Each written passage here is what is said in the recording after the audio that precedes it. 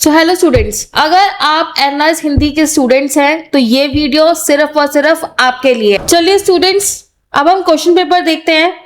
आपके इस पूरे प्रश्न पत्र क्वेश्चन पेपर में आते हैं 34 क्वेश्चन। सभी प्रश्न आपके लिए अनिवार्य हैं, कंपल्सरी है। आपको कोई भी क्वेश्चन जो है वो छोड़ना नहीं है, स्किप नहीं करना। अब आपका ये जो पूरा क्वेश्चन पेपर होता है वो कुछ पार्ट्स में डिवाइड है।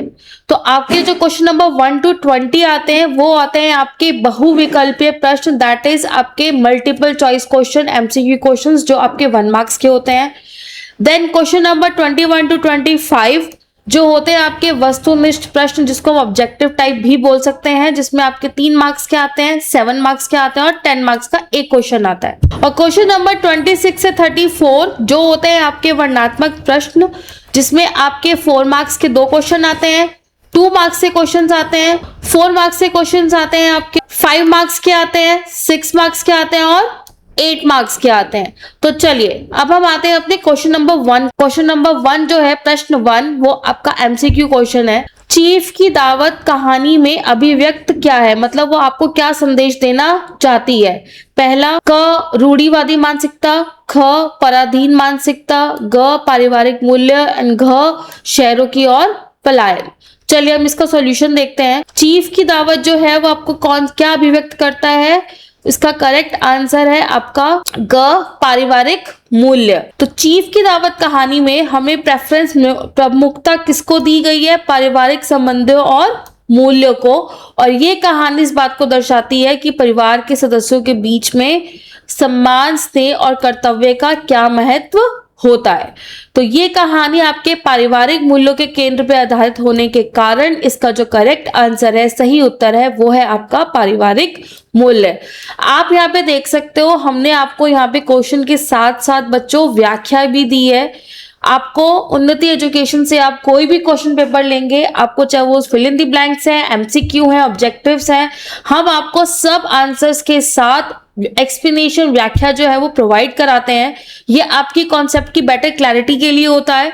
एंड दूसरा, ये इसलिए भी दिए जाता है आपको ताकि अगर वो क्वेश्चन 2 या 3 मार्क्स में आए तो आप उस क्वेश्चन को अटेम्प्ट कर सको। चलिए अब हम नेक्स्ट क्वेश्चन पर आते हैं अपने। क्वेश्चन नंबर 3, हजारी प्रसाद त्रिवेदी के अनुसार दुनिया कुटुज का मोल क्यों नहीं आंक सकी। क स्वार्थपरता के कारण, ख फल नहीं देने के कारण, ग पहाड़ों पर होने के कारण एंड घ किसी के काम नहीं आने के कारण। चलिए हम इसका उत्तर देखते हैं। इसका सही आंसर है बच्चों ऑप्शन नंबर क, स्वार्थपरता के कारण। क्योंकि हजारी प्रसाद का जो लेखन है उसमें क्या देखने को मिलता है कि समाज में कई ऐसी चीजें हैं जिनका आप मूल्यांकन नहीं किया जा सकता, क्योंकि लोग अपने स्वार्थ, अपने व्यक्तिगत हितों को ही प्राथमिकता देते हैं। तो इस कारण दुनिया ने कुटुज का सही मूल्यांकन जो है वो नहीं किया है और इसलिए इसका सही उत्तर आपका क, स्वार्थपरता के कारण है। चलिए अब हम आते हैं अपने नेक्स्ट क्वेश्चन की ओर। क्वेश्चन नंबर 6 पर आएंगे। अंडमान डायरी पाठ के आधार पर बताइए कि अंडमान द्वीपों की तुलना किन से की गई है। क कछुओं से, घ मगरमच्छ से, ग नावों से एंड घ पहाड़ों से। चलिए इसका आंसर देखेंगे हम। तो इसका सही आंसर है बच्चों घ पहाड़ों से। अंडमान डायरी पाठ में अंडमान द्वीपों की तुलना हमने किससे करी है, पहाड़ों से करी है। और इस पाठ में इसका आपको वर्णन कैसे देखने को मिलता है कि उस द्वीप की जो संरचना है, वो जो उसकी भौगोलिक विशेषताएं हैं वो पहाड़ों से बिल्कुल मिलती जुलती है, जिससे स्पष्ट होता है कि इसका सही उत्तर ग पहाड़ों से है। बच्चों आप देख सकते हो हमने आंसर जो है वो किस तरीके से प्रेजेंट करे हैं, बिल्कुल इजी लैंग्वेज में है ताकि आपको समझने में कोई कठिनाई ना हो, कोई परेशानी ना हो। फिर भी अगर आपको लगता है कि आपको कुछ चीजें समझ में नहीं आ रही हैं तो आप हमारी टीम को ऑनलाइन और ऑफलाइन दोनों क्लासेस के लिए कांटेक्ट कर सकते हैं। चलिए अब आते हैं नेक्स्ट क्वेश्चन पर। क्वेश्चन नंबर 11 पर आएंगे। सुनी मुनि बचन पंक्ति में किस मुनि की बात हो रही है।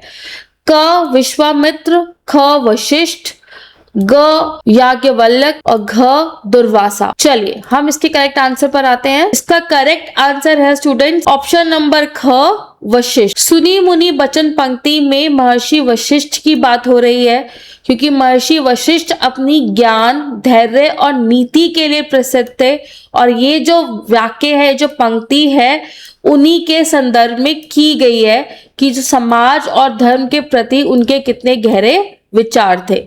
चलिए नेक्स्ट क्वेश्चन पर आएंगे हम। क्वेश्चन नंबर 15, क्या भूलूं क्या याद करूं कविता का कवि अपने किन बंधनों से मुक्त नहीं हो पा रहा है? क सुख से, घ दुख से, ग यादों से, घ अतीत से। चलिए हम इसके आंसर पर आते हैं स्टूडेंट्स। इसका करेक्ट आंसर है आपका ऑप्शन नंबर घ अतीत से। क्या भूलूं क्या याद करूं में जो कविता में कवि है अपनी अतीत की स्मृतियों मतलब अपनी पुरानी यादों से वो मुक्त नहीं हो पा रहा है। उसे अतीत की अपनी पुरानी घटनाएं, संघर्ष, अनुभव अभी भी कवि के मन में बसे हुए हैं, जिसको वो भुलाने में असमर्थ है। इसलिए इसका सही आंसर है आपका घ अतीत। चलिए नेक्स्ट क्वेश्चन पर आएंगे। क्वेश्चन नंबर 19 पर आएंगे, जो है आपका पीढ़ियां और गिट्टिया से। आप देख सकते हो बच्चों, जो आप क्वेश्चन पेपर देख रहे हो उसमें पीढ़ियां और गिट्टियां हो गए, आपकी कविताएं हो गई, आपका सुभद्रा कुमारी चौहान हो गया। इन चैप्टर से काफी क्वेश्चंस आए हुए हैं। पीढ़ियां और गिट्टियां पाठ के एक दूसरे को गिट्टियां मारने का क्या अभिप्राय है, मतलब उसका क्या मतलब है? क पत्थर मारना, घ प्रशंसा करना, ग वाद विवाद करना, घ संघर्ष करना। चलिए हम इसका सॉल्यूशन देखेंगे। इसका करेक्ट आंसर है आपका घ संघर्ष करना। तो पीढ़ियां और गिट्टिया में एक दूसरे को गिट्टियां मारने का तात्पर्य मतलब है संघर्ष करना। ये संघर्ष क्या है आपका? जो भी आपका पीढ़ियों के बीच की मानसिकता और विचारधारा में अंतर को दर्शाता है, जहां नई और पुरानी पीढ़ी एक दूसरे के विचारों से सहमत नहीं हो पाती और उनमें हमेशा जो मतभेद है वो बना रहता है। चलिए नेक्स्ट क्वेश्चन पर आएंगे स्टूडेंट। देखिए अब जो आपका क्वेश्चन नंबर 21 है, प्रश्न 21, वो आपका 3 मार्क्स का है। ये आपके एक मार्क्स के 3 क्वेश्चंस जो है वो आपको दिए गए हैं, और आपको यहाँ पे देखो स्पेसिफिकली मेंशन है, आपको क्वेश्चन पेपर प्रश्न पत्र अपना पूरा बहुत ध्यान से पढ़ना है। आपको जो उत्तर है वो एक शब्द या एक वाक्य में ही देना है। चलिए क क्वेश्चन क्या है इसका? अंडमान डायरी के आधार पर लिखिए कि गोरे शासक हमारे पूर्वजों को सजा के लिए कहां भेजते थे। ख है चीफ की दावत कहानी में शामनाथ किस वर्ग का प्रतिनिधित्व कर रहा है, और ग है बतरस लालच दोहे में किस रस की प्रधानता है। चलिए इसका सॉल्यूशन देखेंगे। तो अंडमान डायरी में किस हमारे पूर्वजों को कहां सजा दी जाती थी? सेलुलर जेल, अंडमान निकोबार द्वीप समूह में। ख दीप चीफ की दावत कहानी में किस वर्ग का प्रतिनिधित्व कर रहा था? मध्यम वर्ग का प्रतिनिधित्व कर रहा था। और ग वसलास लालच दोहे में किस रस की प्रधानता है? श्रृंगार रस की। आप देख सकते हो आपको क्वेश्चन में बोला गया बच्चों एक शब्द या एक वाक्य में ही उत्तर देना है, तो जैसा आपको इंस्ट्रक्शन दी जाती है आपको उसी तरीके से ही आंसर करना है। चलिए अब हम आते हैं नेक्स्ट क्वेश्चन पर। नेक्स्ट जो क्वेश्चन है क्वेश्चन नंबर 22, प्रश्न 22, इसमें आपको सही और गलत वाक्य चुनकर लिखना है। ये भी आपके एक अंक के 3 प्रश्न आपको यहाँ पे दिए हुए हैं। चलिए क क्या है? मेल मर्ज की मदद से एक पत्र को आसानी से कई नामों से बनाया जा सकता है। ख लोगों को अपने अधिकारों के प्रति जागरूक करना जनसंचार माध्यमों का दायित्व है। और ग भाषा में भेद विषयगत और प्रयोगगत होता है। हम इसका सॉल्यूशन देखेंगे स्टूडेंट्स। पहला क्या था? मेल मर्ज की मदद से आप कई नामों को बनाया जा सकता है लेटर को। आंसर इसका उत्तर है सही। ख क्या था? लोगों को अपने अधिकारों के प्रति जागरूक करना जनसंचार माध्यमों का दायित्व है। इसका उत्तर है सही। और ग भाषा के भेद विषयगत और प्रयोगगत होता है। इसका भी उत्तर है आपका सही। अब हम आएंगे अपने प्रश्न नंबर 23 पर बच्चों। इसमें आपको देखो एक पैराग्राफ दिया हुआ है, गद्यांश दिया हुआ है। जिसमें आपको उसको पढ़ के उसके सही आंसर जो है वो आपको चूज करना है। तो ये आपका 7 मार्क्स का क्वेश्चन है, 7 अंक का। इसमें आपको 7 प्रश्न पूछे गए हैं और ये सातों प्रश्न जो है वो आपके MCQ बेस्ड क्वेश्चंस है। चलिए इसके क्वेश्चंस पर आते हैं। पहला पूछा गया है आपसे, गद्यांश के रचयिता और रचयित्री का नाम क्या है? क हजारी प्रसाद द्विवेदी, ख राजेंद्र यादव, ग सुभद्रा कुमारी चौहान एंड घ महादेवी वर्मा। चलिए सॉल्यूशन पर आएंगे तो इसमें हमारा करेक्ट आंसर क्या है आपका? घ महादेवी वर्मा। नेक्स्ट क्वेश्चन क्या है? गद्यांश के पाठ का नाम है कि कौन से पाठ से लिया गया है गद्यांश? ख जिजीविषा की विजय, ख कुटुज, ग सुभद्रा कुमारी चौहान एंड घ दो कलाकार। तो इसका करेक्ट आंसर क्या है आपका? ख कुटुज से यह गद्यांश जो है वो आपका लिया गया है। चलिए थर्ड क्वेश्चन पर आएंगे बच्चे।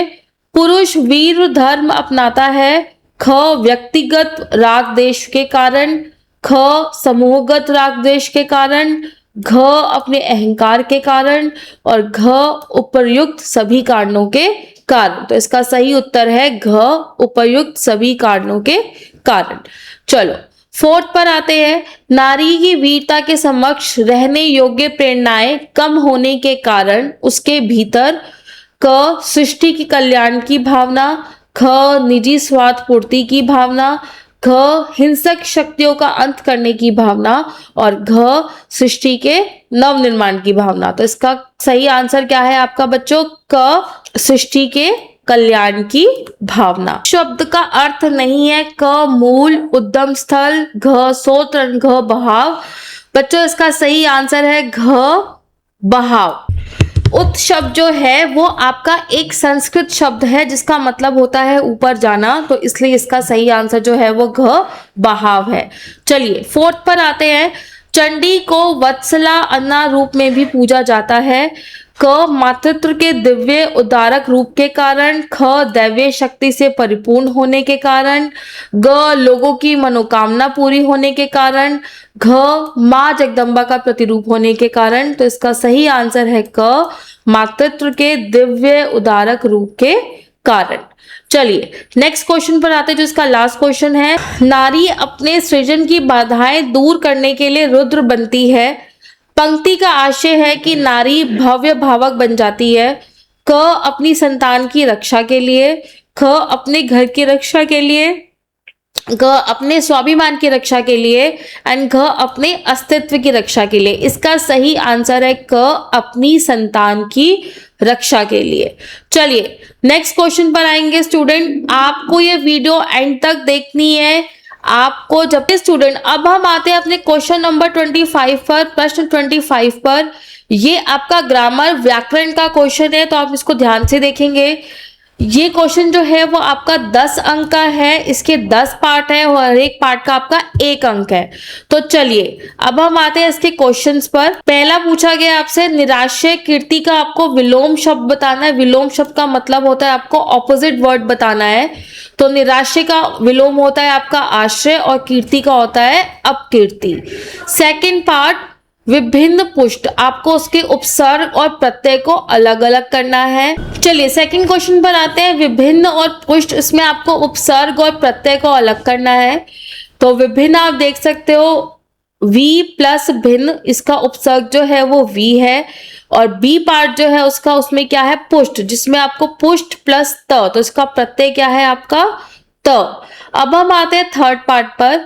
2 अक्टूबर सन 1859 ईस्वी को गांधी जी का जन्म हुआ। तो आपको इसमें विराम चिन्ह लगाकर वाक्य को पुनः लिखना है। ठीक है, तो 2 अक्टूबर सन 1959 को गांधी जी का जन्म हुआ। विराम चिन्ह था आपका ये रहा जिसमें हमें उसको मांगने, आपने इसको शुद्ध करके लिखना है। तो इसका करेक्ट आंसर क्या है? वह दूसरे के द्वार पर भीख मांगने नहीं जाता। चलिए फोर्थ पर आएंगे। ऋण और व्यवहार, इसको हमने इसकी जो स्पेलिंग है वो गलत है तो हमें इसको शुद्ध करके मतलब करेक्ट करके लिखना है। फिर देख सकते हैं कि हमें इसको किस तरीके से लिखना है। 6 पार्ट पर आते हैं। मैंने उसे पद दिलवाई, हमको इसको संयुक्त वाक्य में बदलना है। अब 7 पार्ट पर आएंगे। कवि ने कविता पाठ किया, इसको हमें कर्म वाच्य में बदलना है। तो कविता का पाठ कवि द्वारा किया गया। 8th क्वेश्चन पर आएंगे, देव प्लस ईश और निर्धन, इसमें हमें एक को संयुक्त में लेके आना है और एक का हमें सहित विच्छेद करना है। तो देव प्लस ईश का संयुक्त क्या होता है बच्चे? देवेश। और हमें निर्धन का करना था सहित विच्छेद, जिसमें होता है निर प्लस धन, निर्धन। अब हम आते हैं इसके 9 पार्ट पर। पीताम्बर का विच्छेद करते हुए हमें उसके समास का नाम लिखना है। ये कौन से समास से बिलोंग करता है शब्द? तो इसका सही उत्तर है पीत प्लस अंबर, पीताम्बर। और ये इसका करेक्ट समास है आपका कर्मधारय समास। चलिए 10th पर आते हैं आपका दांत निपोड़ना। इसको हमें मुहावरे को वाक्य में प्रयोग करना है। उत्तर क्या है इसका सही? परीक्षा में असफल होने के बाद भी वह सबके सामने दांत निपोड़ रहा था। चलिए नेक्स्ट क्वेश्चन पर आएंगे बच्चों। हम क्वेश्चन नंबर 27 पर आएंगे बच्चों। ये जो है इसमें आपको 3-3 अंक के ये प्रश्न है, जिसमें से आपको कोई भी 2 करने हैं। आपको स्पेसिफिकली ये प्रश्न के अंदर दिया हुआ है और इसमें आपको जो उत्तर है वो 50 से 60 शब्दों में ही देना है। 3 प्रश्न हैं, इसमें से 2 कोई आपको अपनी चॉइस के करने हैं।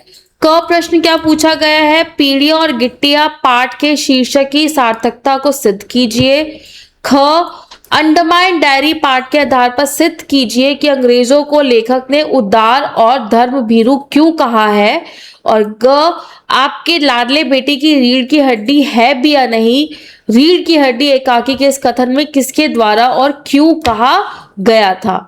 चलिए इसका आंसर देखेंगे हम। हमने आपको तीनों क्वेश्चंस के आंसर प्रोवाइड करे स्टूडेंट, पर आपको ध्यान रखना है एग्जाम में आपको सिर्फ कोई 2 ही कर आने हैं। चलिए इसके सॉल्यूशन पर आते हैं कि पीढ़ियां और गिट्टियां पाठ के शीर्षक की सार्थकता को हमें सिद्ध करना है। तो पाठ पीढ़ियां और गिट्टियां के समाज में पीढ़ियों के बदलाव और उसके मूल्यों में गिरावट को दर्शाया गया है। जो गिट्टियां है वो लालच और स्वार्थ का प्रतीक है। पीढ़ियां समय के साथ बदलती मानव मानसिकता को दर्शाती है। इसमें इस पाठ में आपको जो जनरेशन गैप है बेसिकली उसके बारे में बताया गया है। और ये पाठ हमें ये बताता है कि कैसे नई पीढ़ी अपनी पुरानी पीढ़ियों की सीखों और संस्कारों को भूलती जा रही है। इसलिए जो पाठ का शीर्षक है इस विषय वस्तु की को पूरी तरह सार्थक बनाता है। चलिए अब हम आते हैं इसके ख पॉइंट पर।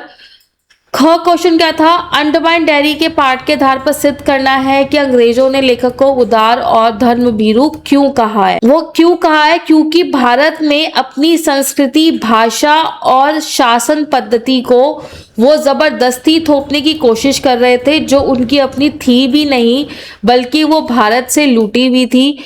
और साथ ही उन्हें धर्मभीरू इसलिए कहा गया है क्योंकि वो अपनी सत्ता बनाए रखने के लिए भारतीयों के धर्म और जाति की भावनाओं को उकसाते थे। और वो खुद को स्वयं को सभ्य कहते थे, लेकिन अपनी स्वार्थ सिद्धि के लिए वो भारतीयों को अत्याचारों का शिकार बना रहे थे। चलिए ग पर आते हैं। आपके लाडले बेटे की रीढ़ की हड्डी है भी नहीं, ये किसने कहा और क्यों कहा? तो ये कथन एकांकी में एक पिता द्वारा अपने पुत्र के प्रति रोष और निराशा को प्रकट करने के लिए कहा गया है। इसका अर्थ है कि पुत्र में आत्मसम्मान और हिम्मत की कमी है और रीढ़ की हड्डी आत्मसम्मान, साहस और दृढ़ता का प्रतीक है। तो इस कथन के माध्यम से दिखाया गया है कि व्यक्ति को अपने आत्मसम्मान और रक्षा के न्याय के लिए विरुद्ध खड़ा होना चाहिए। चलिए अब हम आते हैं अपने नेक्स्ट क्वेश्चन पर। नेक्स्ट क्वेश्चन जो है स्टूडेंट क्वेश्चन नंबर 28, ये आपका 5 मार्क्स का है और ये आपका अनसीन पैसेज है। मतलब इसमें आपको गद्यांश दिया हुआ है, आपको इसको ध्यान से पढ़ना है और उसमें जो आपको प्रश्न पूछे गए हैं उनका सही उत्तर आपको देना है। ये 1 मार्क्स का क्वेश्चन है। सारे 5 क्वेश्चन जो हैं वो 1 अंक के हैं, 1 अंक के हैं। ये सारे प्रश्न जो हैं वो आपसे 1 अंक के पूछे गए हैं, तो आपको आंसर उसी तरीके से ही लिखना है बच्चों। चलिए क्वेश्चन नंबर 28 दिखाती हूँ आपको, इसका सॉल्यूशन। पहला क्या है? विश्व गौरा दिवस कब और क्यों मनाया जाता है? तो ये गौरा दिवस हर वर्ष 20 मार्च को मनाया जाता है और इसका उद्देश्य क्या है, क्यों मनाया जाता है? ये पक्षी के संरक्षण के प्रति जागरूकता फैलाना और प्रजाति को विलुप्त होने से बचाने के लिए हम इसको मनाते हैं। और आप देख सकते हो आपको गद्यांश के अंदर बिल्कुल करेक्ट आंसर दिया हुआ है, बिल्कुल सामने, आपको इसमें ज्यादा ढूंढने की जरूरत नहीं है। चलिए ख पर आते हैं। कच्चे मकान गोरा के रहने के अनुकूल क्यों है? क्योंकि वो प्राकृतिक वातावरण और तापमान के अनुसार संतुलित रहते हैं। अधिक तापमान में गौरा का रहना कठिन हो जाता है और कच्चे मकान उनके लिए सुरक्षित स्थान प्रदान करते हैं। ग पे आते हैं। पक्के घरों के आसपास वो क्यों नहीं रहती? पक्के मकानों के आसपास वृक्षों और हरियाली की कमी होती है, जिससे गौरा को भोजन और आश्रय नहीं मिल पाता। और इसके अलावा कंक्रीट की मकानों में गर्मी अधिक होती है, जो उनके रहने के अनुकूल नहीं होता। घ पर आते हैं। गौरा मानव जाति के लिए उपयोगी क्यों है? क्योंकि वह फसलों और पेड़ों के कीटाणुओं को खाती है, जिससे फसलें सुरक्षित रहती हैं और ये पर्यावरण संतुलन बनाने में भी सहायक होती है। घ पर आते हैं। ड़ पर आते हैं बच्चों। गौरा के संरक्षण में अपनी भूमिका प्रस्तुत कीजिए। गौरा के संरक्षण के लिए हमें अधिक से अधिक वृक्षारोपण करना चाहिए, जिससे उन्हें प्राकृतिक आवास मिल सके। साथ ही उनके भोजन और जल की उपलब्धता सुनिश्चित करनी चाहिए। पक्के मकानों की बजाय हरे भरे क्षेत्रों का विस्तार करने से भी गौरा के जीवन को सुरक्षित रखा जा सकता है। चलिए नेक्स्ट क्वेश्चन पर आते हैं स्टूडेंट। क्वेश्चन नंबर 29 पर आते हैं। इसके अंदर आपको काव्यांश दिया हुआ है बच्चों, जिसमें आपकी सप्रसंग उसकी आपको व्याख्या करनी है। ये 4 अंक का प्रश्न है। इसमें आपको 2 काव्यांश जो हैं वो दिए गए हैं, दोनों ही आपके 2-2 अंक के हैं। चलिए अब हम आते हैं इसके सॉल्यूशन पर। क देखते हैं। क में जो आपका काव्यांश है वो क्या दिया हुआ है? मैं जानू निज नाथ सुभाऊ, अपराधी हूं पर कोह न काब, मोह पर कृपा सही विशेषी, खेलत तुलसी न कहीं देखी, सिप्रत के परिहय नहीं संगा, कहीं न किरे मोर मन भंगा, मैं प्रभु कृपा रीत जिए जो ही होई, खेल जितावही मोही। तो ये जो है आपका काव्यांश किससे लिया गया है? गोस्वामी तुलसीदास द्वारा रचित रामचरितमानस से लिया गया है और इसमें वो भक्त श्री राम के स्वभाव और उनकी कृपा के बारे में वर्णन कर रहे हैं। चलिए अब इसकी व्याख्या पर आते हैं। इसमें कवि क्या बता रहे हैं कि मैं भक्त अपने प्रभु श्री राम के स्वभाव को भली भांति जानता हूँ। भले ही मैं अपराधी हूँ, लेकिन वो क्रोध नहीं करते, बल्कि विशेष रूप से कृपा करते हैं।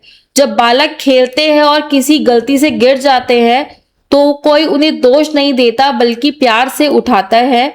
इसी प्रकार प्रभु अपने भक्तों की गलतियों को क्षमा कर देते हैं और वे अपने शरणागत की छोटी मोटी त्रुटियों मतलब गलतियों को अनदेखा करते हैं और उन्हें दंडित नहीं करते।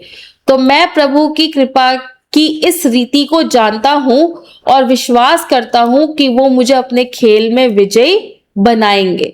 इसका भाव क्या है कि इस पद के माध्यम से भक्त अपने प्रभु की असीम कृपा और दयालुता की व्याख्या कर रहा है और ये दिखा रहा है कि ईश्वर अपने भक्तों के प्रति कोमल और क्षमाशील होते हैं और उनकी रक्षा करते हैं। तो बच्चों क्वेश्चन नंबर जो 29 है, इसमें आपको क और ख दोनों में से कोई एक ही करना है, अथवा दोनों में से कोई एक ही आप करके आओगे एग्जाम में।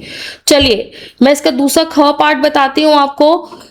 करोड़ों हाथों में मशाल लेकर एक एक झाड़ी की ओर बढ़ो, सब भेड़िए भागेंगे, फिर उन्हें जंगल के बाहर निकाल बर्फ में छोड़ दो।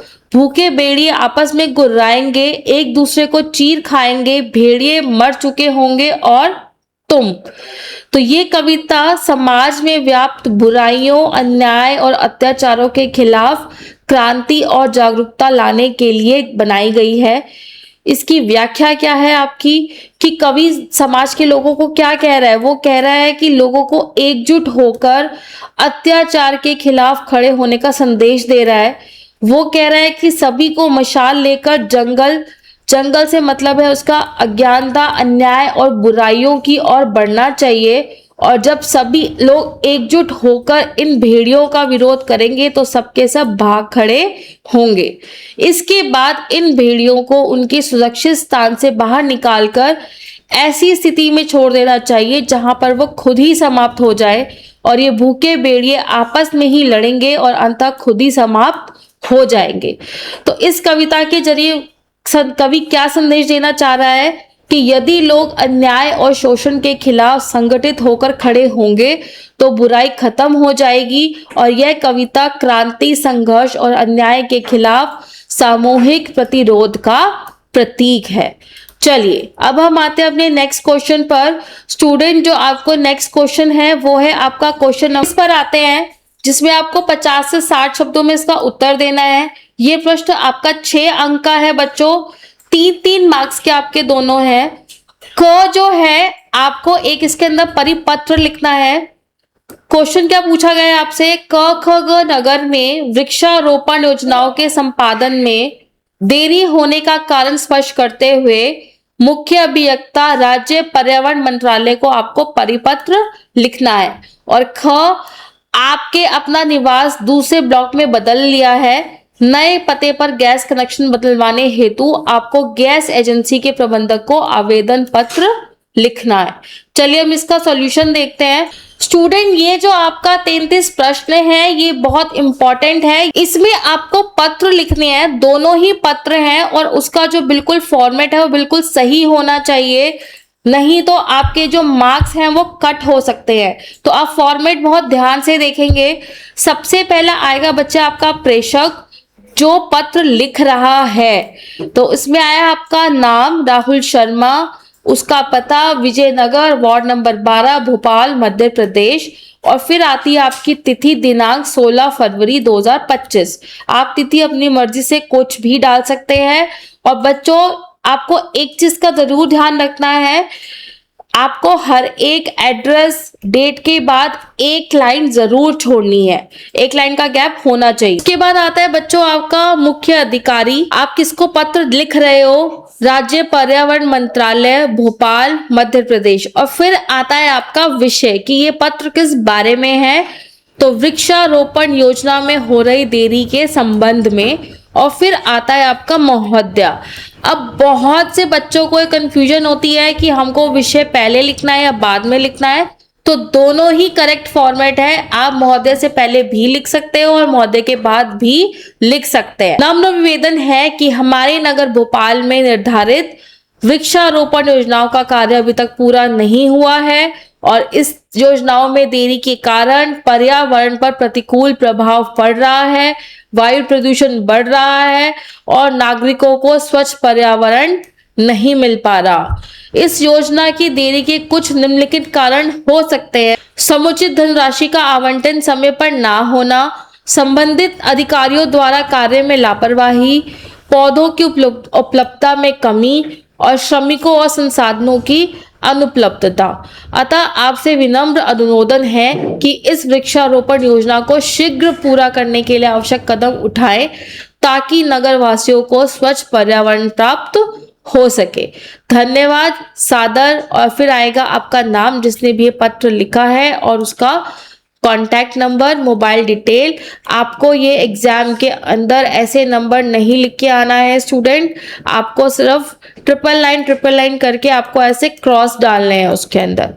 चलिए अब हम आते हैं ख पर। ख भी जो था आपका दूसरा पत्र ही है जिसमें आपको गैस कनेक्शन बदलवाने, पता बदलवाने हेतु आपको उनको पत्र लिखना है।